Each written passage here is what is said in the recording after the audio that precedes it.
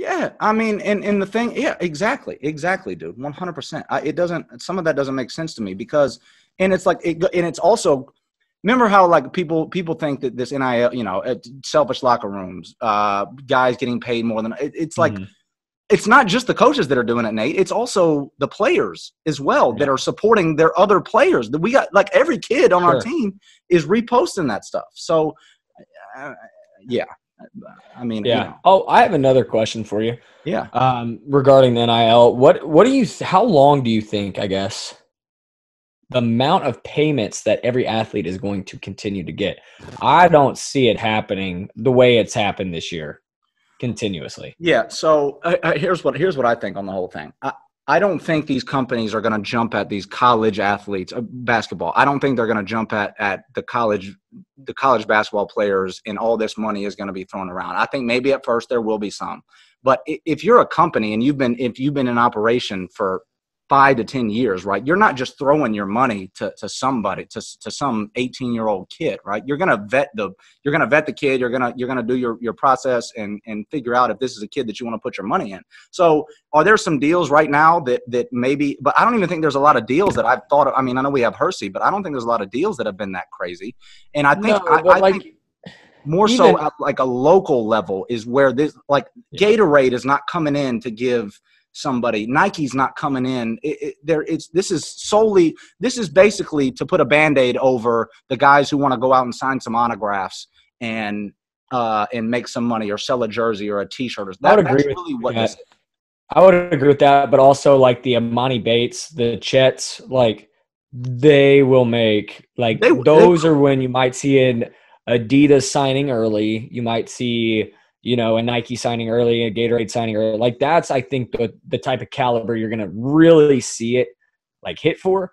But also like the lower major athletes, which are like I mean good athletes like Lipscomb or TSU or like a low major, mid major kind of deal, you're Mhm. still going to see them benefit, but it's going to be in a way that's not just like it's not everybody's going to be like the guy that made $2 million. Right.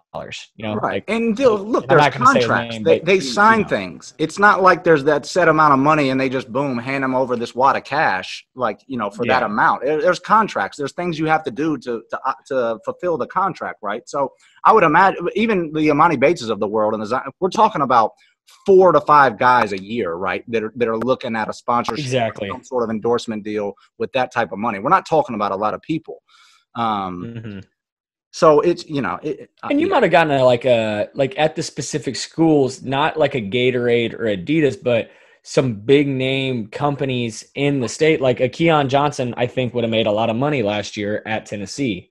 A I body think, armor or something. It doesn't have to be a body armor, a new sports strength that somebody but has. even like Gus's, I don't know if you've ever been to Gus's Yeah. in Knoxville. Like, I mean, From shoot, if Memphis, you by the way. It originated in Memphis, by the way. really, sorry, Knoxville's better. But anyway, that's neither here nor there. Always got to rep the orange, but no, so I just think it's important for I just don't think it's going to continue at the rapid pace it started. But I mean, I'm happy for the athletes. I'm glad that they've gotten to get some exposure and that they've gotten to make a little bit of money during the process. And honestly, I think it's great marketing if you can find a guy that has a lot of followers to all of a Mhm. sudden just tweet something out. And And I then think a it's lot of that, Nate, is what it is right now. It's the kids that mhm. have a social media kind of base of clout, whatever word you want to throw in there. They have a following on social media, and I'm not saying that any of it's just not justified, but also it's that helps a lot too for kids to get it, I believe. No, I completely agree. I completely agree. Well, anyway, hey, let's go ahead and ask. I got to ask you a question. How are you doing? I'm good, man. I'm good. I am alive and kicking as always. Can't complain that much at all. Same old, little, just trying to get into the swing of things with basketball and Mhm. workouts we got going on right now. But it's the same old, man. Just How have they been going? good, good. We're on the court 4 days a week. Um, it's I was talking to Penny yesterday. He was asking me, like, man, he said, man, we got a good group of dudes this Mhm. year. And I said, I don't want to throw a number on it. I don't want to say what they're gonna do. It's a special group of dudes. It's a special group of dudes. They want to listen. They want to be in the gym. I keep saying it. They want to work. They'll do something special. I don't know what that's going to look like. I have no idea, but all I'm saying is I think it's a special group of dudes that's going to do something special. What about y'all? Update me with y'all.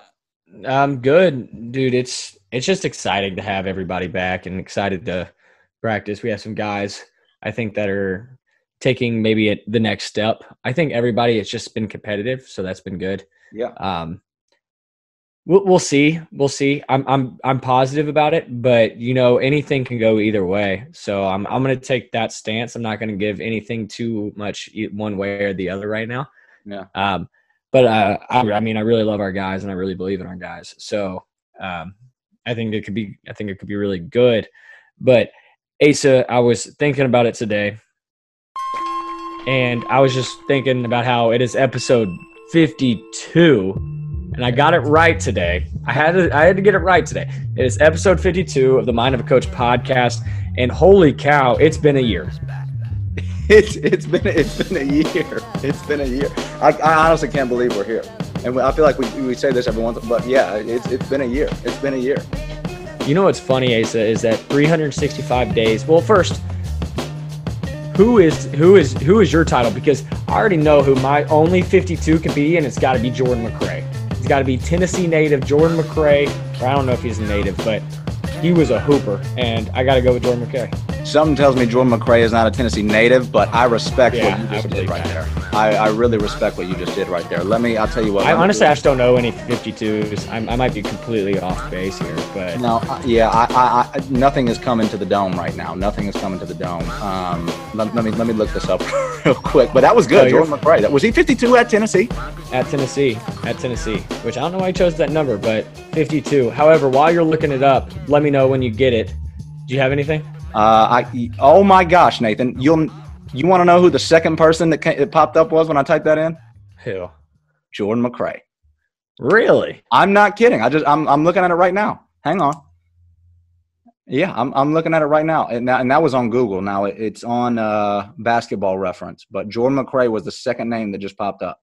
Well, how about that? See, that's why young athletes choose a number that not everybody wears. Greg Oden wore 52 for the Portland Trail Blazers in 2009. That is right. He sure did. He sure did. That's awesome. That's amazing. Mo Williams apparently in 20. Dude, yes, he did, and he was nasty. It should have been the Mo Williams. I love Jordan McRae, but hey, isn't Mo Williams? Mo Williams is down at what is it? Alabama State. I think you're right. I think he's at Alabama State. Dude, I think you're right. But hey, I'm gonna go back now. We had to get that. So it's our Mo Williams / Jordan McRae podcast, episode 52. Asa, 365 days have gone by. So a whole year. And we're still here, and unfortunately, we are still in COVID. We're not going to talk about COVID right now because this is the happy-go-lucky podcast. This is the golfing podcast where we talk about our 100s and 200s we shoot. So tell me a little bit about these past 365 days. Well, I'll say this. I mean, I remember you came to me with the idea first, right? Mm-hmm. You said this was probably, I guess it had to be August of 2020. And you were just like, hey man, I want to do a coaching podcast. I've been trying to find some things. There's not a lot of stuff out there that I like.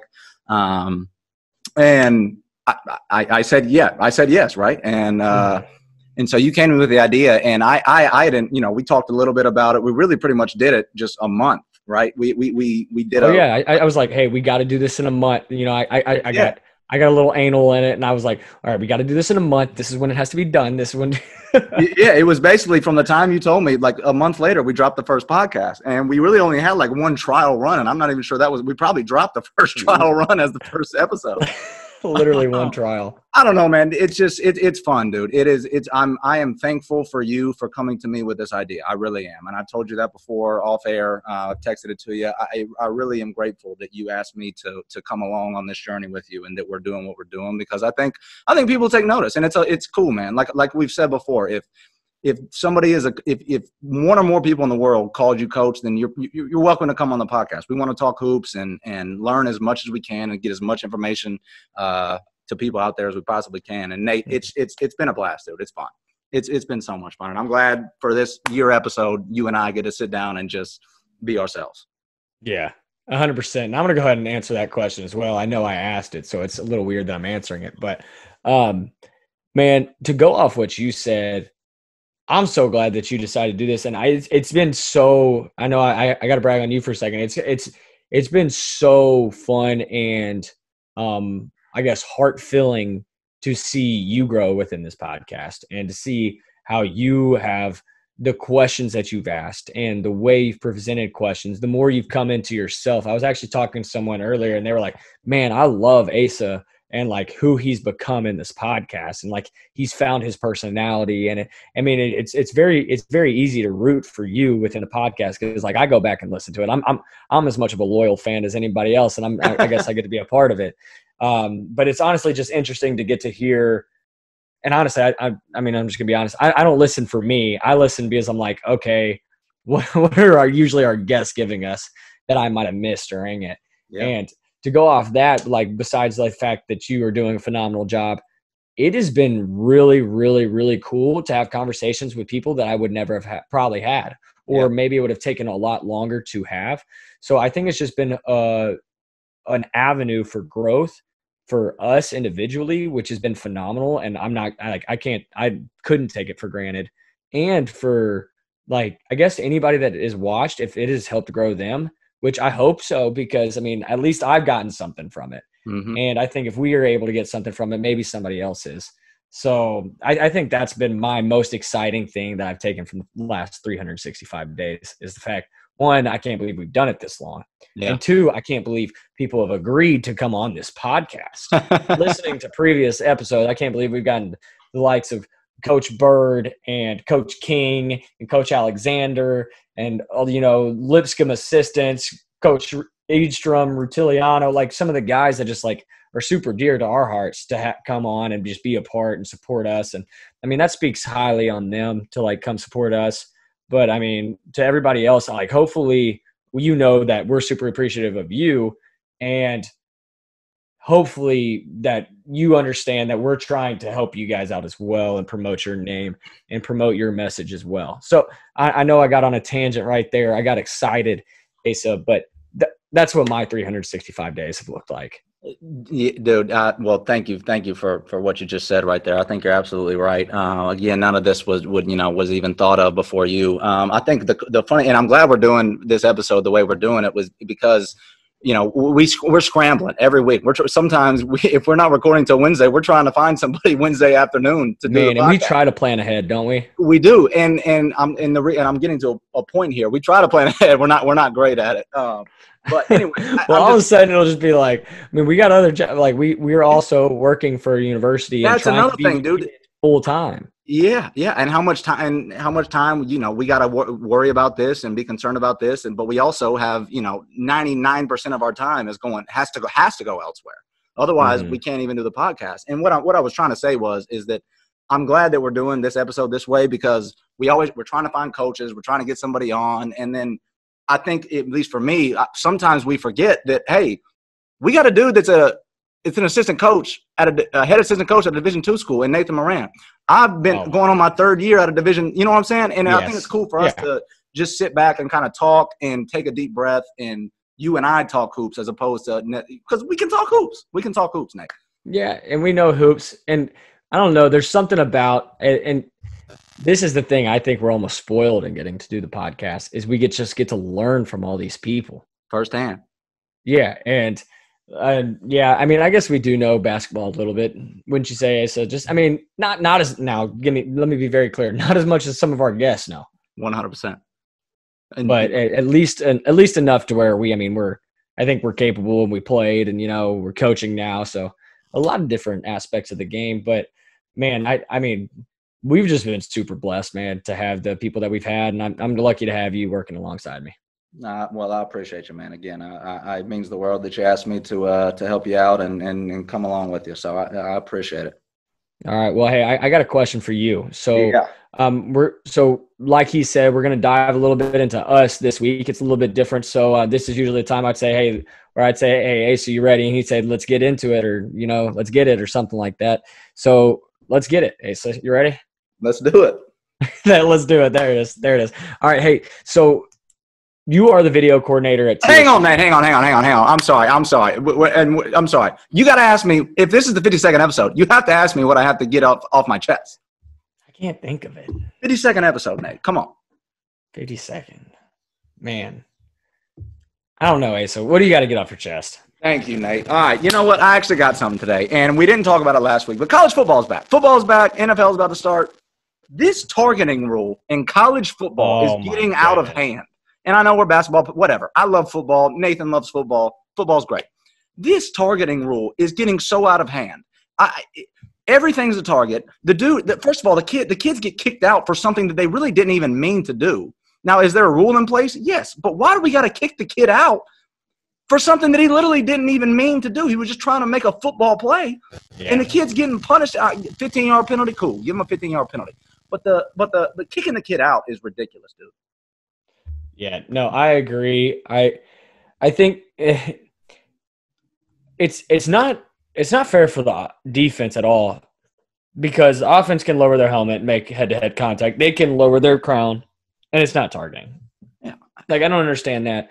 My next thing would be, I don't know if you heard Tom Brady talking about, like, targeting and the, like, personal fouls, like, and he was basically talking about how it's basically baloney for the defense, because it makes it where the offense can be less skilled and get away with it. He said, when I started playing in the NFL and in college, it was like, when I got to NFL, it was whenever we played Baltimore, I knew where Ray Lewis was, and I knew not to throw it over the middle because Ray Lewis was going to take somebody's heads off.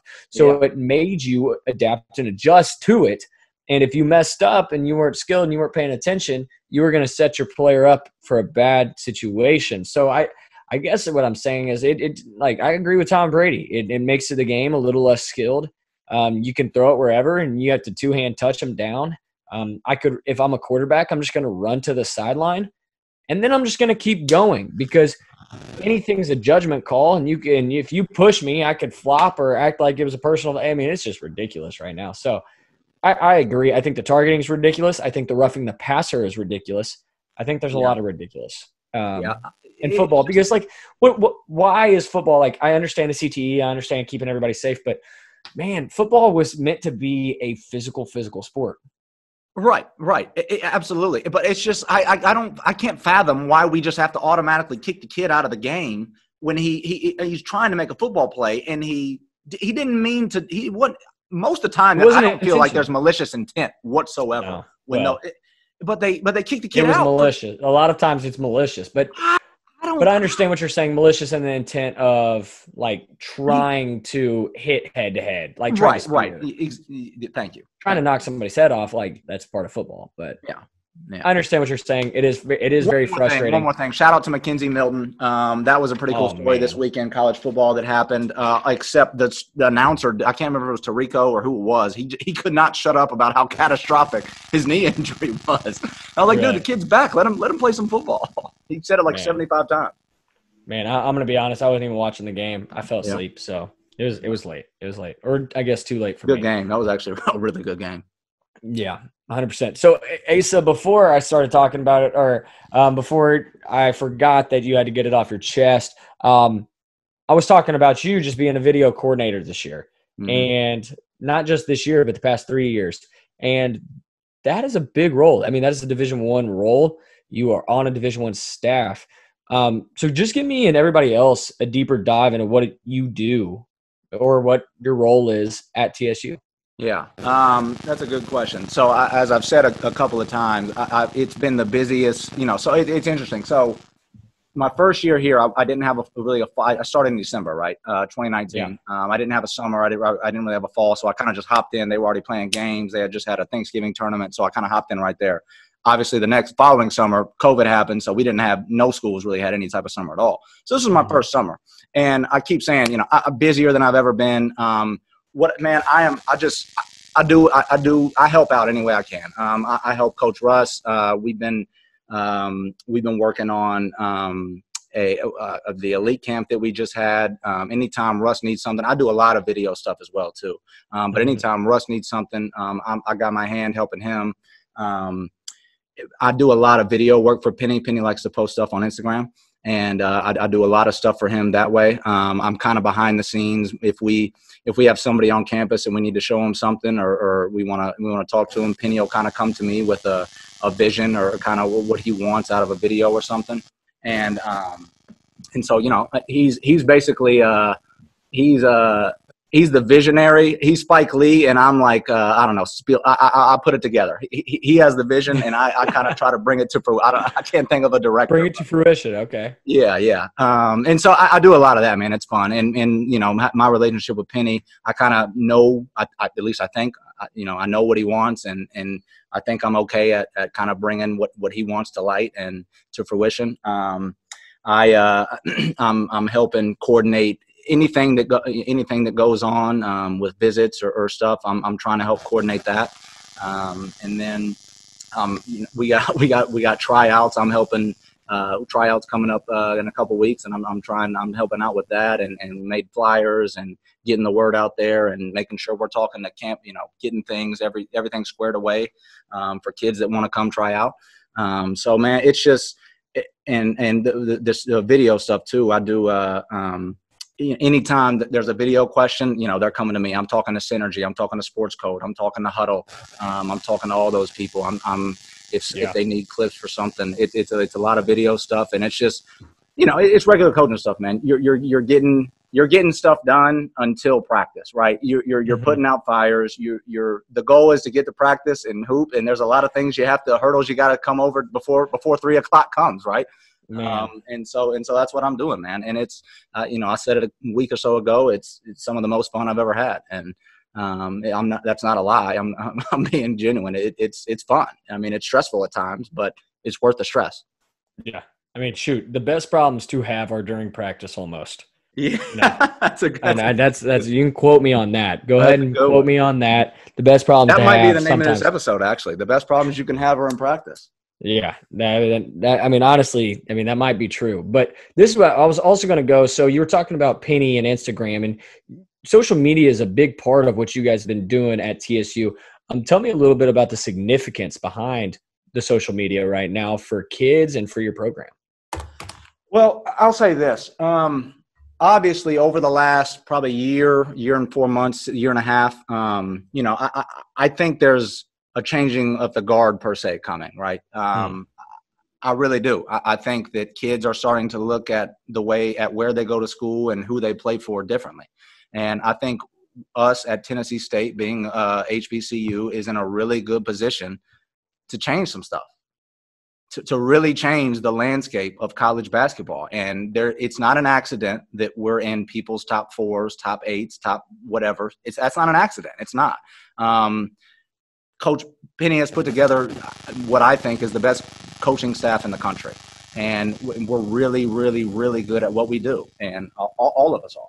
And I think that it has opened a lot of people's eyes. I think it obviously has brought up a lot of attention. Attention isn't the only thing you want. You know, you got to have something to back it up. But I think that that's a start. And with what we're doing right now, you know, I think we, to be honest, Nate, I think we got a chance to change college basketball and how it's been perceived over a while. I think that's where we're at right now. I'm not saying it's going to happen. But I think we have a chance to do that. And I think that's kind of the vision that Penny has, and where the social media comes into play, and stuff like that. And that's where we're at, dude. That's the honest truth. That's awesome. Just almost jumping on, like, you have to, I mean, I do you love Inky Johnson? Have you listened to Inky Johnson's videos? I know. Yeah. I mean, I see some of his, I don't listen to him like you do. But I've seen some of his stuff. Then hush, because I need to speak on Inky. So I was at actually the game against Air Force when he hurt his shoulder at Tennessee. Really? Yes. And it was terrible. I mean, it was terrible, like down for however long. And, you know, like it was almost to the point where he died. And so, like, to hear him, like, his inspirational speeches and stuff is just, it's really, especially to be in that moment, it's pretty humbling. And one of the biggest things he talks about, like, where I heard one of his speeches the other day, and it was about adapting and changing. Yeah. And I'll relate it to yours in a second, but personally his story about just adapting and changing. Like you were going to be a first round draft pick, and now you don't have movement in your arm. Now you're having to learn how to do all these things again. I mean, that is adapting and changing and having the mindset and the attitude to do these things. That is adapting and changing. And in a simple way, you guys are adapting and changing in the fact that you guys are adapting to the climate and you are changing because of it. So you are changing, you are trying to be the change. And so that's pretty neat that you're mentioning that like you guys have a chance, because like you're trying to adapt and change. And I think that's super important, is just adapting and changing. Exactly. And I think that's super important in the landscape of college basketball right now, especially with NIL. 100%. And also, no matter what, if you're trying to adapt and change, you have to have people that believe in whatever the vision, the change, the adaptation is, right? Like you have to have people within the core group that believe in wherever you're trying to get to. And we have that. It can't be just some people. It's got to be everybody. Right. Everybody's got to be a full buy-in. Yeah, absolutely. And when that happens, dude, things start to take off. And I'm not saying that we're there. But that's kind of the culmination. That's kind of what it is. It's you got 5 coaches here, 3 assistants, 1 head assistant, Dobo, myself, 6 of us that believe. We believe, and we're trying to get there. And I think that's where it is right now. And it starts with that. I don't care where you want to go. If you don't have people that don't believe in where you're trying to get there, then you're not going to get there. Yeah. All right. Hey, last question for the time being. I might come up with more. I probably will come up with more. But players, as a player, we were both players. We did not recognize all the stuff that coaches did, and especially that Dobos did, or video coordinators. Mm-hmm. I mean, you don't see what they do behind the scenes. Like, you just see your food on the table, and that's all you see. You see video get posted, and you don't know all the hours that were posted or taken behind that. There's just a lot of unseen hours, and honestly, it could be unseen hours. And so what I'm saying is but also when you get on the court, sometimes you do not have the responsibilities that the head coach and some of the assistant coaches have. Mm-hmm. So walk me through about what some of the challenges are on the court that you struggle with. In terms of how the players might see you, or how or how you might have an idea and you might want to explain it, but also there's like this gap where it's like, oh, I don't know if I'm allowed to do it. Stuff like that. That's a great question. There's just a little bit of a, That's a great question. So like I said, with 3 assistants, Penny, Dobo, and myself, right? And then we have Penny's dad, we call him OG. He's the OG of the group. He's around too. Mm-hmm. So I just, when I say something, I want it to be heard and be loud, but I'm not stopping practice. I'm not mm-hmm. stopping everything. I gotta take the route of, hey, this kid's over on the sideline. Maybe he just had a bad play. Let me say something to him real quick.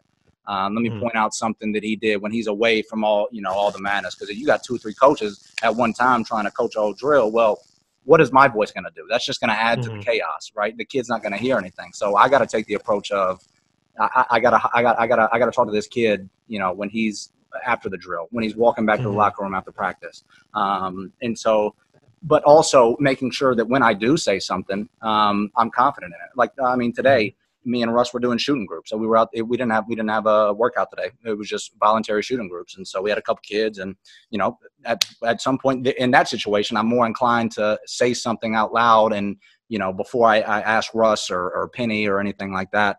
And so it's just trying not. I don't want to step on any toes, and that doesn't mean you don't want to step on any toes. But and the head coach is going to say what he's going to say. The assistants are going to say what they're going to say. They got their roles, defense, offense, whatever it may be. And I have to observe all that, and then if there's something that I feel like, hey, might help this kid out, or something like that, then I'll go over and say it to him. But also there are days that I got to leave practice 20 minutes before it ends to go pick up food for our guys. I'm doing some of that stuff too. Setting up film. If Penny wants to watch film at 3:00 before we go out to the court at 3:20, I'm doing that, and I'm not getting out to the court till 10 minutes after practice because I'm setting it up and taking it down. It's just trying just to make sure that I can. At some point, you want to give the kids some insight, and you got good stuff to tell them. You do, I do, we do. We can tell them some things. We've been through it, and just trying to do that in an efficient way, I guess, is the on-court stuff for me. Trying to do that in an efficient way and not step out of my bounds. And that's it. Good. It's a good question, though. I'm glad you asked that. Nate, one of the cool things that has happened since we started the podcast is you've got a promotion. I mean, you got a promotion in the past year. Now you're the head assistant at Lee. Obviously, congratulations. We talked about that a gazillion times. I don't, and I'm not necessarily asking basketball specific on court stuff, but just kind of what's different, what's new, what did you not expect about walking into this new role? Just tell me about kind of just the whole landscape of this new role that you've taken on over the last 3 to 4 months and what it looks like now. Yeah, I mean, the first thing I would say is whenever you're taking on a new role, although you might feel like you're prepared, you're nervous. Yeah. You're nervous because you feel like you're not prepared. You just got to figure out new things. It's like nuances and, whatnot. So it was just, I think that was probably the most difficult part of transitioning into the new role. And once again, I haven't been here, I haven't been for a full year yet in my new role, but just for the first couple of months, that's probably been the biggest. It's just understanding what's expected and what to do and how I can be good at what I'm doing. Just because so just trying to figure out the few ways and how to help everybody, because that's your job, is just to help everybody. You want to be able to help, I want to be able to help Bubba in every single way I can. Every way that I can help him and make his job easier, that's my goal. So I want to be able to do that, and I want to make my players enjoy playing and being around our team, etc. So it's just trying to find little things like that. And the funny thing is, we haven't gotten into technically basketball season yet, but I have loved this little season of just getting to hang out with the guys and getting to know the guys more and just getting to talk with the guys and everything else. And I wouldn't say it's a major transition, because that's just something I've always enjoyed doing, is getting to know the guys more. But just because of the role I'm in, I've had the opportunity to probably, my voice means just a little bit more. And that's been cool, but also just trying to make it where our GA has, just as important of a role as I have. And that, because I mean, like you said, we were talking about managers earlier, man, we couldn't function without managers. My gosh. So I mean, it's just, you can't give me enough. You can't give us enough managers, please. Man, good managers are, gosh. I mean, it's just, you really, I remember,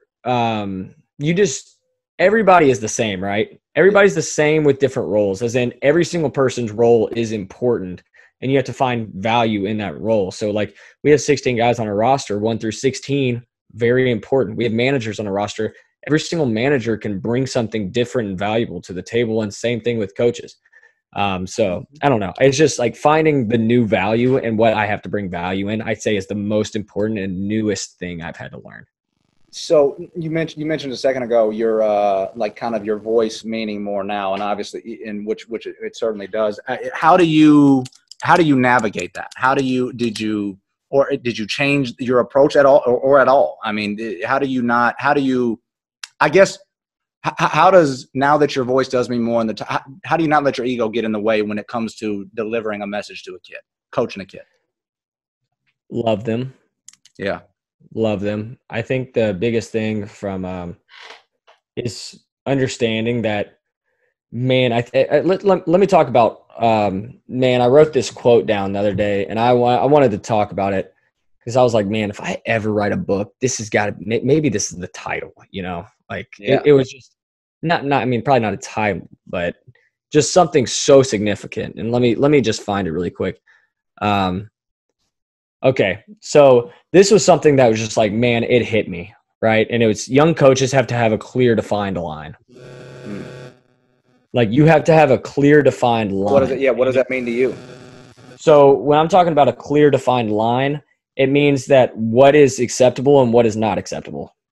And honestly, certain things, and not the Friday night things, but certain things I probably didn't understand as well as a GA, or even at my time in Missouri Western, just okay, you can't do this. This is not professional, And so like, just like that transition of like, what is professional? Like, what is 100% professionalism? Yeah. And like, okay, well, this is a clear defined line. So just like, and it's not the kid's fault for like saying something to you, right? It's like, well, obviously I didn't make that clear enough. And so like just taking responsibility and being like, listen, like I want to be your friend, but I'm more invested in your well-being. And it's just a conscious effort of caring about somebody else's well-being. I think that's been the biggest thing, is just like consciously every single day, like I go into the office and I'm like always thinking about our guys, like always thinking about our guys and thinking about Coach Smith and thinking about Ryan, like Coach Ryan. So in regards to coaching, it's like the longer you're at a program, probably your love increases. It's not that you didn't love it at the beginning. It's just you found like more deeper ways to find love and like for the people that are working within there. All right. I know I rambled. I'm sorry. Hopefully that answered your question. I totally feel it. It's funny. One of the things that I realize about being a coach is just how like you're on the call. You're like a doctor, right? Like you're on the call all the time. I mean, for whatever reason, you may have a kid, something happened at the door, something, whatever. Something happened in the gym. You're always like Penny called me 9 o'clock. Hey, I need a video tomorrow by noon. Something like that. You're always on the call doing something. But I think that's what makes it fun and makes it worth it. Yeah, and I'll also say it has made my life feel so fulfilled just being there for my guys. Yeah. Like it's funny when you start living for others and truly caring for others, and it's not just about you, how much more that means. Yeah. And like just seeing our guys grow just makes me like super happy. I mean, like not just happy, like that, like legitimately like fulfilled. And I think that's a word that just, I don't know, maybe that doesn't get used enough. Maybe I just really love coaching. I don't know. But dude, I mean, obviously we started a podcast, so we love it a little bit, but gosh, like, I mean, I love coaching, and man, I love Lee University. So yeah, dude, that's amazing. So I do want to talk a little bit. So now, I mean, going into year 2 at Lee as a full time, as the assistant coach, kind of where's your head at basketball wise? Oh, basketball wise, what is? I mean, you were doing a lot of the same stuff last year. Yeah, not with the same time. Just kind of where's your head at going into the season? In this new role.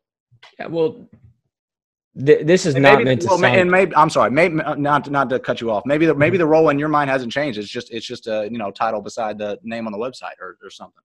Yeah, sure. Well, basketball to me has always been the easy thing. And that's just because I spent so much. I was quick. I'll give myself that, but I was not the most talented player. So I just watched so much basketball growing up, and I had like my oldest brother was such a good mentor in that fact, and I had a lot of good mentors around me within Drew Maddox, Lynn McNatt, Sam Moran, Houston Moran. Like I just had a lot of good mentors around me, and I'm sure I missed plenty that I didn't say, but that just taught me the game of basketball. Coach Robert Jones. I mean, just plenty that taught me the game of basketball. So basketball for me, like I can usually visually see it and see how to like break down something and help a player, or see how a play develops and like see what might change, what might work. And Casey Alexander helped me with that ton, just like playing for him. And playing for Steve Draven, Sean, all those guys, Roger. So like all those guys helped me a ton. So basketball just seems that that's not the hard part for me. It's just being super simple and disciplined in every single thing you do. Now, obviously the hard part is just adjusting to new things you haven't done. The way you're going to teach things, it might not be the way that you were taught them. So go ahead and figure out what your head coach likes and teach them that way. Boom, and you just said it, dude. That is a huge thing. That is, and I'll tell you what, my head coach teaches it really well. So like, if I can teach it like my head coach, then, and so like, I'm going to improve as well as a coach. But once again, like, I don't know, like I get fired up when I see my players' success, or when I see my players having fun and just growing as individuals, as human beings. Like coming into my office and talking is like my favorite thing in the entire world. I know that doesn't go with basketball, but like them coming into me and just having a tough conversation, like, dude, I just want to be there for you. So at the very least, a meaningful conversation. Exactly. Like, come talk to me about something that's unpleasant. Like, I want to hear you. And I don't know. I just think that's more important. Me personally, the things that mattered in my basketball career had less to do with on the court and more to do with the conversations I had with basketball coaches off the court, Mm-hmm. and or with players off the court. Like, so when I try to, I someone asked me and was like, so you're future oriented, like in time, or are you past oriented? I'm probably past oriented because I'm always looking at my past, like how I can dictate my future, or how can I dictate the moment. And so, like, when I look at my past, I'm like, okay, well, this was super significant to me then. I'm assuming, and I'm going to ask you, is that important to you now? It's like, hey, this was really important to me then, and then just creates a vulnerability. Like, hey, this is part of my life. Like, I'm letting you into my life. Mm-hmm. Now, I would like to get, like, I would love if you would give some back to me too. And if they don't, then that's fine. I mean, that's, it's within their time, and if they want to, they can. If they don't, then they don't. And but I don't know. I think that's probably my most fulfilling part of coaching is just getting to talk to guys day in, day out, and then the really meaningful conversations where they're just allowing me to be a part of it and me getting to love on them. Yeah, dude, I've said it from day one. I mean, like the goal is to, hopefully make these kids better on and off the court every day. Hopefully how small or big it is, hopefully make them better on and off and on the court, however you want to phrase it. Yeah. But that's the big thing for me, man. That's I love that, Nate. Dude, I can't wait for what you're about to do this year. I am excited for you. Well, I promise you, it will not be me. It will be. I mean, and I'm not just saying this to say it. I mean, we got a really special group of guys, and we got a really special head coach, and it's just that makes everything a lot easier for us staff. So. Absolutely, man. Absolutely. Well, hey, I'm glad we did this, dog. I'm really glad we did this. I think this is fun. Sorry we didn't have a guest for anybody this week, for y'all this week. But you get to listen to us. So sorry you had to listen and recap. Maybe put some money in the tip jar. I'm saying it. I'll be better. This podcast is free, so you know what? You get to hear us for this week. Exactly. Yeah, it's free. Yeah. So, hey, seriously though, Nate, this is, couldn't have, no other way I would have rather have done it for, cap off a year. No other way. I think this was us. This was authentic. This is exactly what we wanted. Let us know if you're okay with listening to us. Let us know. If not, say, hey, idiots, get another guest on. No, seriously, say that. 100%. Put it in the comments or just message us. Yeah. I'm dead serious. Asa, I don't know about you and how you feel about it, but I love when people comment on our stuff. Absolutely. Because we truly, you tell me, I love hearing people's responses because guess what? We're talking to you. Then we won't do it. Yeah, I know. Or if they love it, if you what do I always say? If you love it, tell your family and friends. If you hate it, tell everybody. Tell everybody, exactly. Nate, man, hey, I'll tell you what. Before I do the outro, I actually literally almost made a Twitter account the other day. Really? I almost did, but I didn't pull the trigger. Okay. I'm gonna be honest with you, Ace. I'm off Insta. I don't know if I'll ever get it back, or I probably will. I probably will eventually, but just I have no desire to. It's just not something. It's just really time consuming. I kind of still play with the Lehman's basketball podcast or Lehman's basketball page and the Mind of a Coach. So I'll play with it and just post on there. But for the most part, it just keeps me off of stuff. I just don't I'm just not doing this all day. Yeah. And then I'm just oh wait, I just spent 30 minutes doing this, looking at people working out. Guys working out. Guys just getting huge. And I'm maybe I need to do that workout. Social media, dog. It is a different animal. But I respect your decision, by the way, to not be on Instagram. I totally respect that decision. I when I did it, I was I respect your decision, Asa, for not being on Twitter. I appreciate it. All right, Nate. Well, hey, man, as always, you can find myself on Instagram at the Ace of Spades with a Z on the end. You can find Nathan on Twitter at Coach Nate Moran. He is no longer on Instagram. You can find Mind of a Coach on Twitter at Mind of a Coach Pod, and you can find us on Instagram at Mind of a Coach. Nate, a year, dog, 52 down. 52 times 100 to go. Love you, man. It's been a blast. It's been a blast. Man, and hey, we're gonna have to give it to somebody else if we're doing 100 because I'll be dead and gone by then. But rock with it if you have it. Hey, again, seriously, we appreciate y'all tuning in. Let us know, hit us up, talk to us, give us suggestions, give us guests, whatever, man. We just appreciate it. If you tune in, we appreciate it. And Nate, I'm gonna do it this time. If you love it, tell your family. And one more time, if you love it, tell your family and friends. And if you hate it, tell everybody. Love you guys. Thank you for tuning in.